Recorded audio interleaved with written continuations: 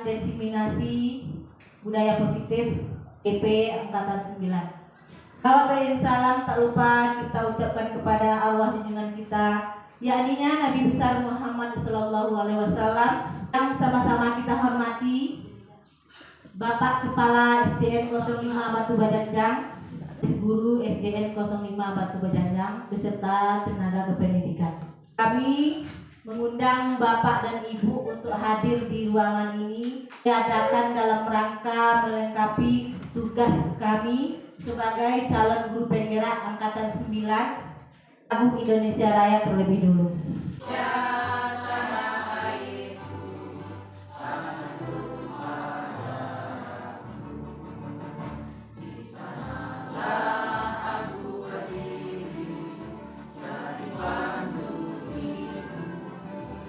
Nah, Bapak, kami persilakan. Apa yang dilaksanakan pada guru penggerak. Alhamdulillah.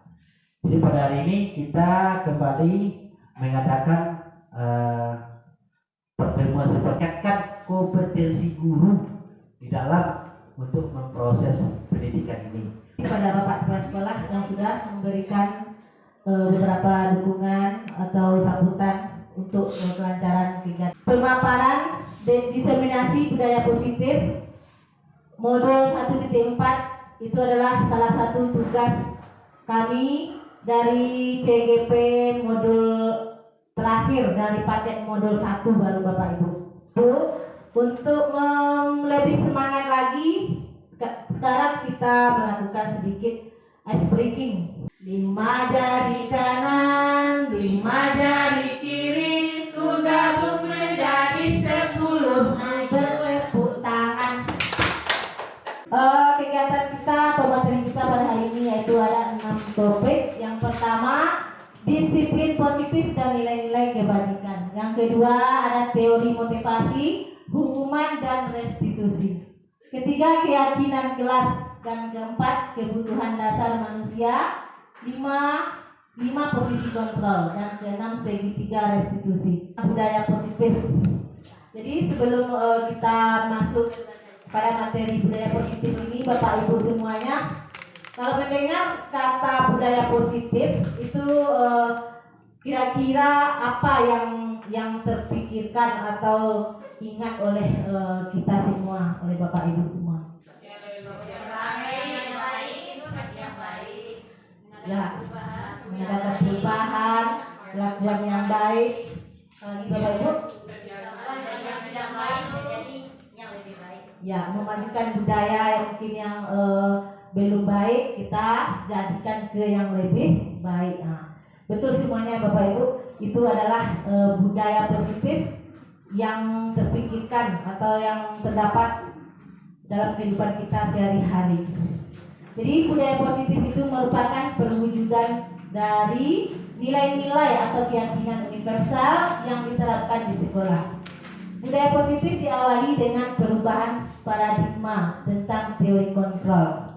Selama ini barangkali kita sebagai guru itu merasa berkewajiban untuk mengontrol perilaku siswa kita agar mereka memiliki perilaku sesuai dengan yang kita harapkan. Benar begitu Bapak Ibu? Selama ini kita mungkin melakukan istilahnya mengontrol siswa kita untuk yang melakukan apa yang kita inginkan, bukan yang mereka inginkan. Nah itu yang biasanya kita mendidik anak itu mungkin terlalu banyak istilahnya kita mengontrol murid. Kita ingin murid itu seperti yang kita inginkan, bukan seperti yang mereka inginkan. Keharusan yang kita terapkan kepada siswa kita tanpa kita mengetahui dan tanpa kita sadari apa sebenarnya kemauan dan keinginan dari peserta didik kita. Nilai untuk siswa kita ini seperti yang dijelaskan oleh KHD Ki Hajar Dewantara. Bagaimana Bapak Ibu mungkin sudah ada yang pernah mendengar apa keinginan atau penjelasan dari KHD tentang pendidikan anak didik kita ini. Ki Hajar Dewantara yang sudah diterapkan oleh Bapak pendidikan kita. Bagaimana Bapak KHD ini menganjurkan atau menyuruh kita itu mendidik itu ibaratkan seorang petani. Kalau seorang petani itu kalau kita menanam jagung, maka akan tumbuhlah jagung. Kita tanam padi, tidak mungkin akan tumbuh jagung. Mungkin padi yang kita tanam itu nantinya akan tumbuh menjadi jagung. Nah itu mungkin tidak mungkin ya Bapak Ibu. Jadi kita menanam padi, yang kita tanamlah sesuai dengan bibitnya tadi. Kita pupuk, kita semai, buat sehingga nantinya akhirnya akan tumbuhlah menjadi padi. Begitu juga dengan jagung. Kita rawat dan kita beri pupuk, maka dia akan tumbuh menjadi jagung. Kita tidak akan bisa mengharapkan anak didik kita itu seperti yang kita inginkan. Jadi di dalam pendidikan seperti yang diterapkan oleh Ki Hajar Dewantara, kita itu mendidik, menuntun. Kita diharuskan untuk menuntun anak didik kita sesuai dengan kodrat alam dan kodrat zaman. Nilai-nilai kebajikan universal yang terdapat yang pertama adalah profil pelajar Pancasila. Dari nilai-nilai profil pelajar Pancasila ini, yang pertama seperti yang sudah kita ketahui, yaitunya beriman, bertakwa kepada Tuhan Yang Maha Esa, berakhlak mulia, mandiri, bernalar kritis, berkebinekaan global, bergotong royong, dan nilai-nilai keterampilan hidup. Ada yang dapat dipercaya, lurus hati, pendengar yang aktif, tidak merendahkan orang lain, memberikan yang terbaik dari diri. Petunjuk hidupnya adalah peduli, penalaran, bekerja sama dengan aturan. Yang terlambat masuk dalam mata pelajaran yang ini dalam 10 menit atau berapa menit akan diberi sanksi atau hukuman oleh gurunya. Makanya itu ada konsekuensinya. Makanya itu termasuk konsekuensi Bapak Ibu. Sekarang keyakinan kelas. Keyakinan yaitu nilai-nilai kebajikan universal yang disepakati secara tersirat dan tersurat, lepas dari latar belakang suku, negara, bahasa maupun agama. Keyakinan kelas ini bersifat lebih abstrak daripada peraturan yang lebih rinci dan konkret. Yang pertama, keyakinan kelas berupa pertanyaan-pertanyaan universal. Pernyataan keyakinan kelas senantiasa dibuat dalam bentuk kalimat positif. Keyakinan kelas hendaknya tidak terlalu banyak sehingga mudah diingat dan dipahami oleh siswa-siswa kita atau warga kelas.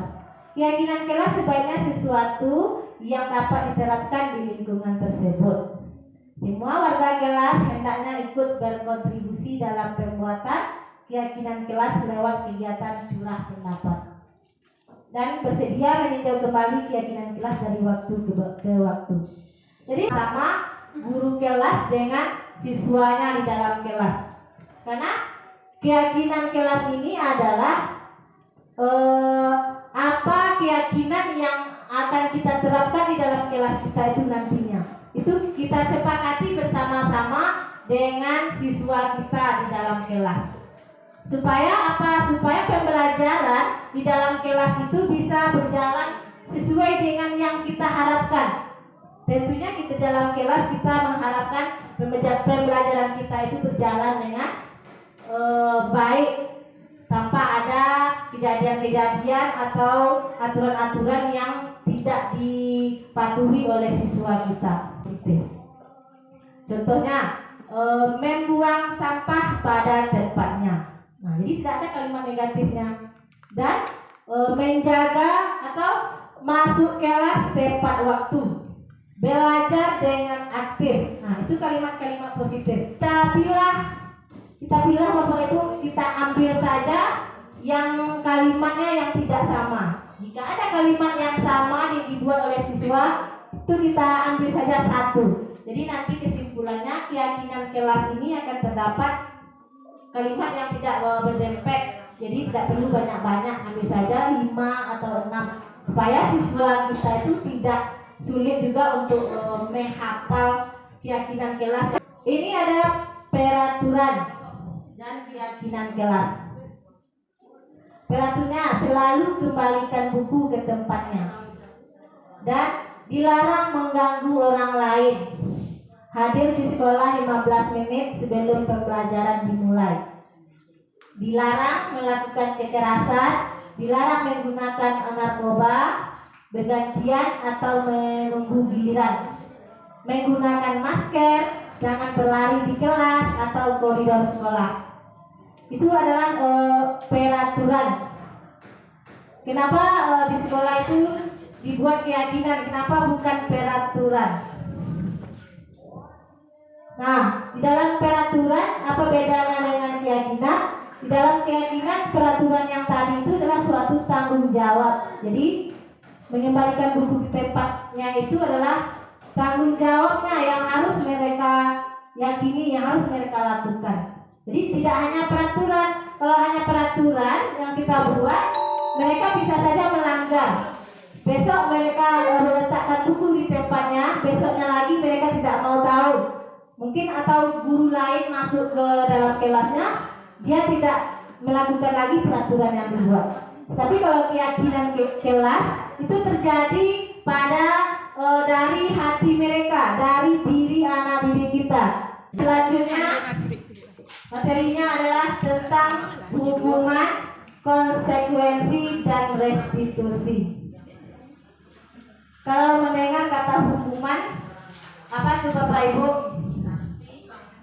Sanksi, ya, sanksi, denda, apa lagi?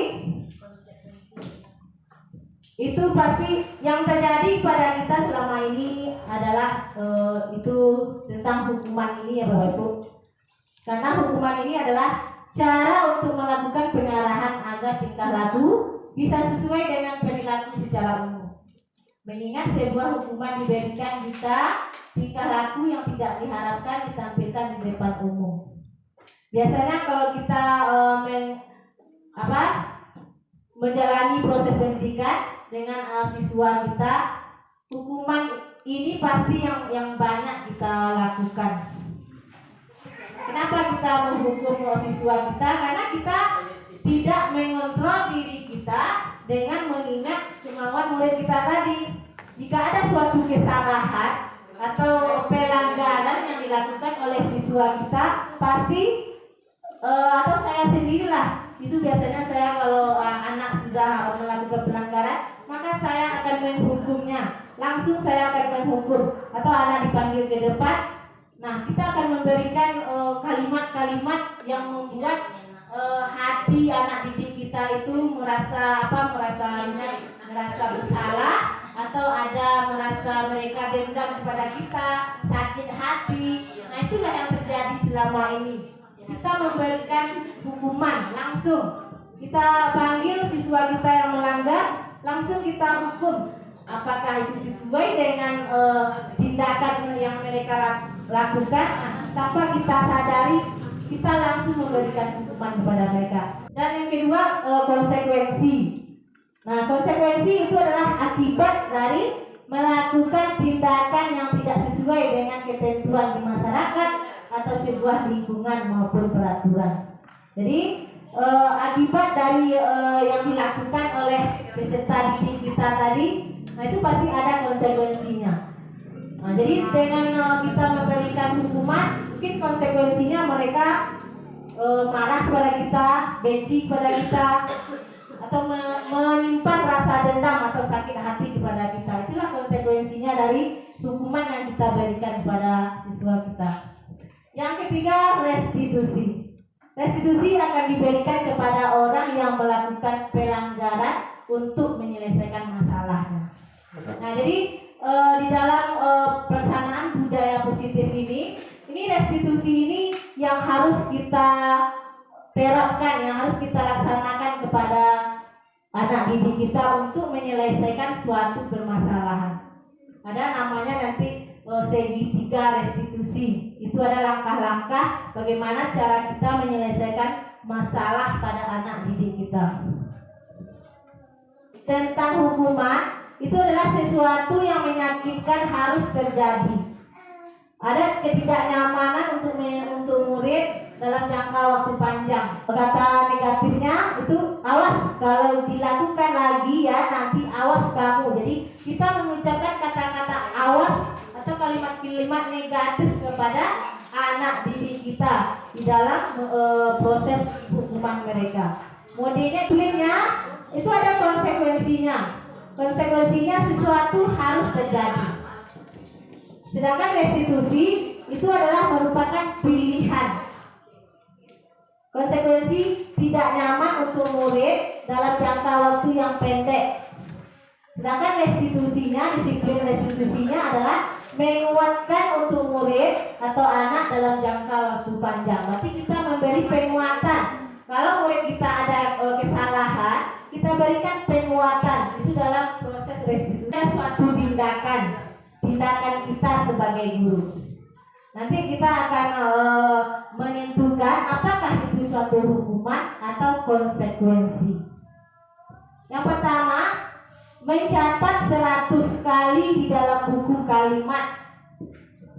Saya tidak akan terlambat lagi. Nah, karena ada siswa kita yang melanggar aturan atau berbuat kesalahan, nah kita beri dia hukumannya seperti itu. Silakan kamu mencatat 100 kali di dalam buku. Nah, tulislah kalimat saya tidak akan terlambat lagi. Jadi kita suruh dia menulis sebanyak 100 kali. Itu kalimatnya yang kita suruhkan karena siswa kita mungkin ada yang terlambat. Nah, apakah kalimat ini, tindakan kita ini termasuk hukuman atau konsekuensi? Apa Bapak Ibu? Hukuman. Ya, mari kita nantilah kita selesaikan dulu lah semuanya. Ya, yang pertama itu termasuk sebuah hukuman. Disuruh untuk tidak mengenakan sepatu seharian di sekolah karena tidak mengenakan sepatu hitam. Nah, itu termasuk hukuman apa konsekuensi? Hukuman. Sekarang lari mengelilingi lapangan basket 2 kali karena terlambat 10 menit untuk pelajaran PJOK. Apa itu termasuk hukuman apa konsekuensi?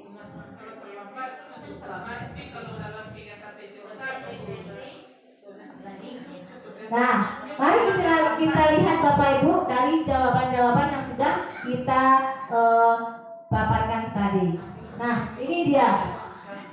Yang pertama, mencatat 100 kali dalam buku kalimat saya tidak akan terlambat lagi. Nah, itu kita suruh. Ternyata itu adalah sebuah hukuman yang kita berikan kepada anak didik kita. Yang kedua, lari mengelilingi lapangan basket 2 kali. Nah, itu juga termasuk hukuman. Sedangkan murid diminta untuk push up sebanyak 15 kali.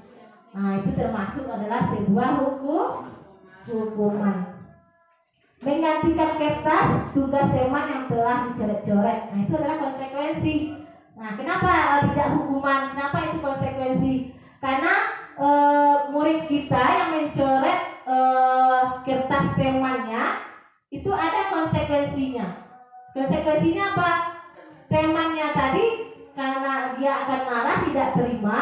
Nah, jadi pasti siswa kita yang bersalah tadi kita suruh untuk mengganti kertasnya. Itu konsekuensi bagi dia. Dia harus menggantikan kertas temannya. Membersihkan tumpahan air di meja tulis karena tersenggol. Kalau air sudah kita tumpahkan di meja tulis, bagaimana? Apakah harus kita tinggalkan, Bapak Ibu? Tentu konsekuensinya kita harus membersihkannya. Kita masuk pada kebutuhan dasar manusia. Kebutuhan manusia itu adalah ada bertahan hidup, ada penguasaan, kasih sayang dan rasa diterima, ada kebutuhan kesenangan dan ada kebutuhan kebebasan.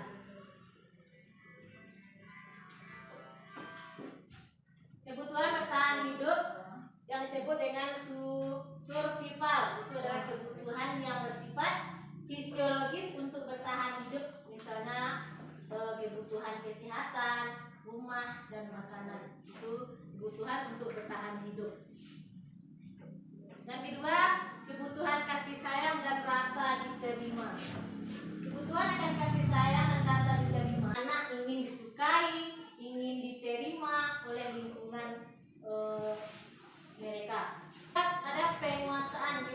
kebutuhan penguasaan atau power. Itu adalah kebutuhan pengakuan atas kemampuan yang berhubungan dengan kekuatan untuk mencapai sesuatu, menjadi kompeten, menjadi terampil, diakui atas prestasi. Ada kebebasan. Anak-anak dengan kebutuhan kebebasan yang tinggi menginginkan pilihan. Mereka itu perlu banyak bergerak, menyukai hal-hal yang baru, hal-hal yang menarik, dan suka mencoba-coba hal-hal yang mereka inginkan. Selanjutnya kesenangan. Kesenangan itu adalah kebutuhan untuk mencari kesenangan bermain, tertawa, di mana anak ini biasanya ingin menikmati apa yang mereka inginkan. Itu termasuk pada kesenangan mereka. Nah, di sini kita akan membahas beberapa pertanyaan. Apakah itu termasuk kebebasan, penguasaan, kesenangan, atau cinta? Yang pertama, ada kasus Dinda, seorang anak kelas 3 SD. Begitu tiba di rumah sepulang dari sekolah, dia menangis dan menyadu pada ibunya bahwa dia benci pada Ibu Rani, gurunya, katanya. Nah, menurut kita, kebutuhan apa yang berusaha dipenuhi oleh Dinda ini? Ibu guru bilang, aku tidak boleh bersenandung sewaktu mengerjakan tugas. Katanya kelas harus tenang, tidak ada suara, kan enggak seru jadinya. Nah, itu pengaduannya kepada ibunya. Mungkin dia tadi dilarang di sekolah oleh gurunya, mungkin dia menyanyi-nyanyi sambil belajar atau bagaimana. Nah, dikatakan oleh guru, kamu tidak boleh bersenandung sewaktu mengerjakan tugas. Kalau belajar saja. Mungkin itu yang kita berikan kepada murid kita. Nah, itu murid ini, guru ini ingin kelasnya tenang, tidak ada siswanya yang bernyanyi-nyanyi atau bersenandung. Nah, sedangkan anak ini merasa larangan diberikan itu tadi tidak seru katanya. Jadi termasuk kemana itu pertanyaannya? Kebebasan, penguasaan, kesenangan, cinta, dan kasih sayang. Penguasaan, kesenangan jadinya itu. Kesenangan. Karena murid ini mungkin dia suka bernyanyi, dia senang dengan hobinya tadi. Jadi makanya ini termasuk kepada kebutuhan kesenangan. Selanjutnya sebel kepada gurunya. Nah, ini termasuk kebutuhan apa yang dibutuhkan pada anak kita ini? Kebebasan, kesenangan, penguasaan, atau cinta dan kasih sayang. Gambarnya tadi diperlihatkan pada teman-temannya yang lain. Ini termasuk pada penguasaan. Jadi apa tuh? Karena dia tidak suka mungkin hasilnya tadi, dia merasa malu apa diperlihatkan pada teman-teman yang lain. Sementara kita guru memperlihatkan pada orang lain, kan ada kebebasan yang dibutuhkan oleh diri, baik kita guru atau orang lain. Beberapa contoh kebutuhan yang terjadi kepada peserta didik kita. Selanjutnya 5 posisi kontrol itu biasanya kita sebagai pendidik kita lakukan di sekolah. Ada sebagai penghukum, ada sebagai pembuat orang merasa bersalah, ada sebagai teman, sebagai pemantau, dan sebagai manajer. Nah, Bapak Ibu semuanya, biasanya posisi mana posisi kontrol yang kita terapkan biasanya di sekolah? Sebagai penghukum, ya, sebagai penghukum, ya. Kita biasanya itu pasti di mana saja itu sebagai penghukum. Kenapa sebagai penghukum? Karena itulah yang terjadi biasanya pada kita.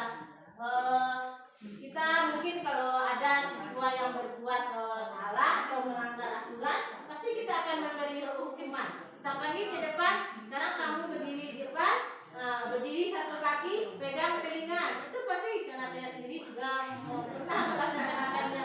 Ternyata itu kita hanya kita menghukum siswa kita, disuruh berdiri satu kaki, pegang telinga, tapi kesalahan mereka tadi tidak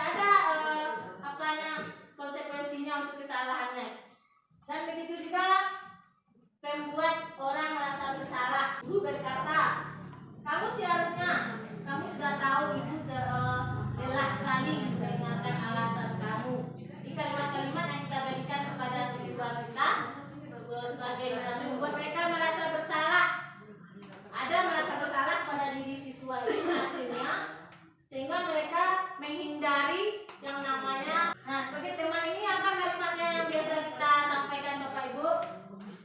Nah, biasanya kalau posisi teman itu kita tidak memperlihatkan kalau siswa kita itu melanggar aturan. Nah, kita bisa sebagai teman kita bawa bercanda, oh tidak apa-apa, itu biasa.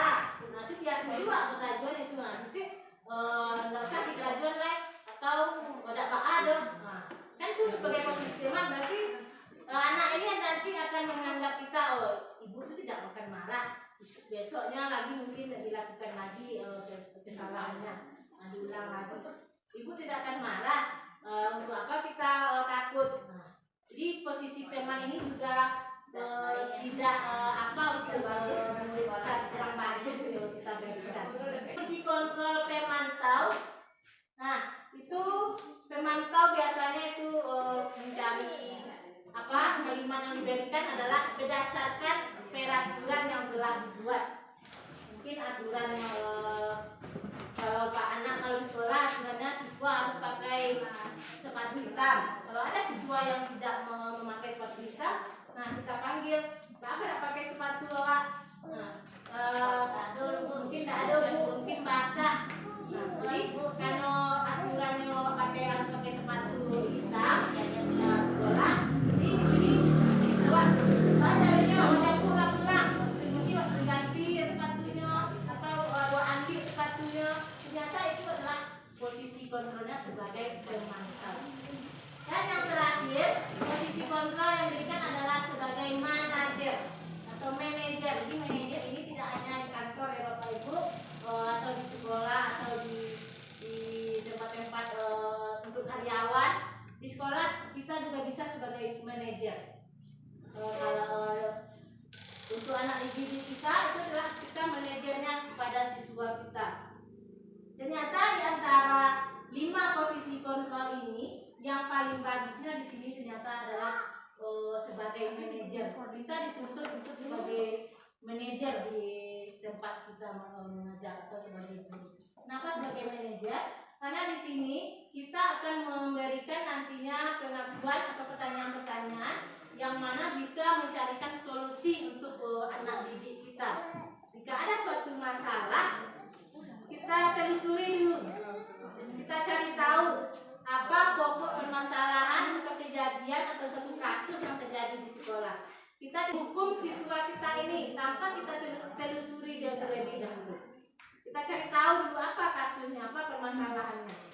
Nah, sebagai manajer ini biasanya kita itu akan kita cari tahu melalui kita panggil mungkin secara depan mata, kita tanya baik-baik. Nah, apa permasalahannya? Setelah itu kita memberikan solusi nantinya kepada anak didik kita. Jadi mereka merasa tidak dikucilkan atau dipisahkan dari kelompok mereka. Itulah sebagai yang manajer ini. Ini ada pernyataan-pernyataan. Saya kecewa sekali dengan kamu. Kamu tidak pernah melakukannya dengan benar. Ayolah, lakukan demi ibu bapak. Apakah kamu mau mendapatkan stiker bintang hari ini? Bagaimana kamu bisa menyelesaikan masalah ini? Kamu selalu yang paling terakhir. Itu kalimat-kalimat pernyataan. Nah, siapa itu biasanya yang mengatakan? Apakah teman tadi sebagai teman penghukum atau sebagai manajer? Yang pertama, saya kecewa sekali dengan kamu. Nah, yang kedua, saya sebagai penghukum. Yang kedua, kamu tidak benar melakukannya. Kan wah marah kalau siswa awak. Yang ketiga, ayolah lakukan demi ibu bapak atau demi ibu ya, bapaknya sebagai apa tuh? Sebagai teman, sebagai teman. Yang keempat, apakah kamu mendapatkan stiker bintang hari ini? Berarti kita memberikan imbalan kepada siswa. Ternyata Bapak Ibu memberikan imbalan kepada anak didik itu juga kurang bagus ternyata. Ternyata memberikan imbalan ini hanya bisa dilakukan pada tentu kita memberikan imbalan. Kenapa? Karena kalau selalu kita berikan imbalan, mereka terbiasa mengharapkan. Besok mereka tidak akan mengharapkan imbalan lagi. Kalau guru tidak sempat memberikan imbalan, maka mereka akan merasa kecewa. Dia tidak menganggap kita lagi. Ini adalah yang pertama, membuat orang merasa bersalah. Waktu kecil kalimat kamu awak, saya merasa kecewa sekali dengan kamu. Berarti kalau kalimat itu yang awak sampaikan kan murid itu akan merasa bersalah. Oh itu, wah itu bersalah. Mengawal lakukan itu tadi. Itu dia akan merasa kecewa. Dan kan yang kedua itu adalah penghukum. Kalimat seorang penghukum. Yang ketiga adalah kalimat sebagai seorang teman. Yang keempat itu pemantau.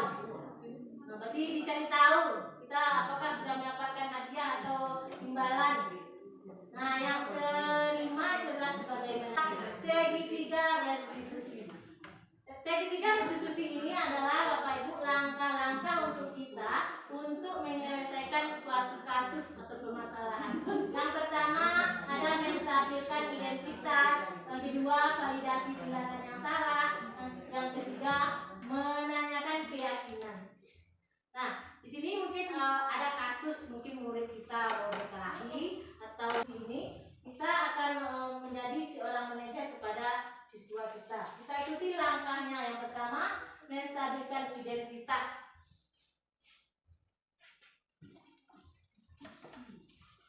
Menstabilkan identitas itu untuk membuat anak merasa gagal karena berbuat salah menjadi positif terhadap dirinya. Nah, di sini guru akan berkata, berbuat salah itu hal yang manusiawi. Tidak ada manusia yang sempurna. Ibu saja pernah melaksanakan kesalahan. Mungkin itu yang kita sampaikan kepada anak didik kita. Kita pasti bisa menyelesaikan permasalahan ini. Bapak tidak tertarik untuk mencari tahu siapa yang benar dan siapa yang salah. Nah, untuk lebih tertariknya untuk menyelesaikan masalah, kalau kamu menyalahkan dirimu sendiri terus menerus, apakah kamu bersikap baik pada dirimu sendiri? Nah, itulah kalimat-kalimat yang kita berikan kepada siswa kita untuk menstabilkan identitasnya. Jadi kita sebagai guru tidak langsung kita mencap siswa kita ini dia bersalah. Jadi apa yang dilakukan oleh siswa itu kita benarkan dulu. Kan biasa tuh semua tidak ada manusia yang sempurna. Sedangkan guru saja bisa berbuat salah. Itu bisa kita sampaikan kepada murid-murid. Jadi siswa tadi dia merasa apa? Merasa ini guru tidak langsung menghukumnya. Biasanya kan kalau kita langsung menghukum, murid akan merasa takut diberi hukuman. Jadi dia bisa mengada-ngada apa yang kita tanyakan. Jadi bisa saja kalimat yang dikatakan di dalam validasi kebutuhan adalah kamu bisa saja melakukan hal yang lebih buruk, tapi kamu tidak melakukannya kan? Nah, kamu pasti punya alasan mengapa melakukannya. Apa yang penting bagi kamu? Nah, itu katanya murid awak dulu kita berikan pertanyaan-pertanyaan itu. Kita menanyakan kepada murid-murid kita, apalagi yang berkasus. Kalau ada yang berkelahi, awak tanya dulu. Kita tidak langsung menyalahkan si A, menyalahkan si B. Tanya masing-masing mereka bagaimana cara menyelesaikan masalahnya. Apakah mereka mau menyelesaikannya? Nah, kita minta juga apa tindakan mereka untuk menyelesaikan masalah tersebut. Itu validasi kebutuhan. Yang ketiga, menanyakan keyakinan. Nah, dari kesalahan yang mereka buat tadi, kita tanyakan kepada siswa, apa keyakinan kelas kita? Apakah yang kamu lakukan ini sesuai dengan keyakinan kelas kita? Nah, mungkin saja dia bukan. Jadi inilah Bapak Ibu 3 langkah untuk melaksanakan restitusi kepada siswa. Ini bahasanya kalau siswa-siswa yang bermasalah kalau ada kasus. Jadi ini langkah-langkahnya. Dari yang pertama tadi kita berikan kalimat-kalimat ini yang nantinya akhirnya siswa itu dia akan kembali kepada kelompoknya. Tapi kalau kita langsung menghukum, dia akan merasa terkucilkan, dia akan merasa merasa tidak percaya diri lagi. Dia menganggap guru marah, guru tidak akan menyukainya lagi. Jadi kalau kita memberikan kalimat-kalimat yang positif, dia sadar dengan kesalahannya dan dia mau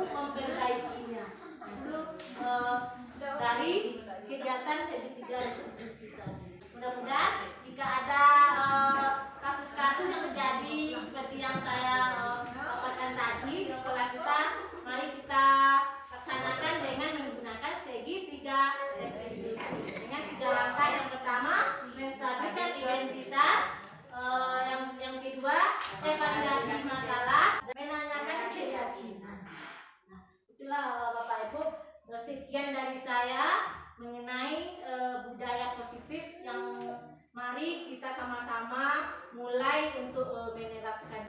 Dan sebelum ditutup, boleh tanggapan atau umpan balik pada Bapak Ibu semua mengenai materi budaya positif ini. Silakan Bapak Ibu yang mau menjadikan bagian umpan baliknya. Silakan Ibu Asna. Terima kasih atas waktu yang diberikan. Nah, di sini mungkin bukan memberi masukan tanggapan, mungkin berupa pertanyaan Bu Dewi. Memang sebelumnya di kurikulum Merdeka di awal tahun ajaran di kelas itu kita bersama murid-murid agar bisa menciptakan suasana belajar yang nyaman. Kita bersama murid kan membuat kesepakatan kelas.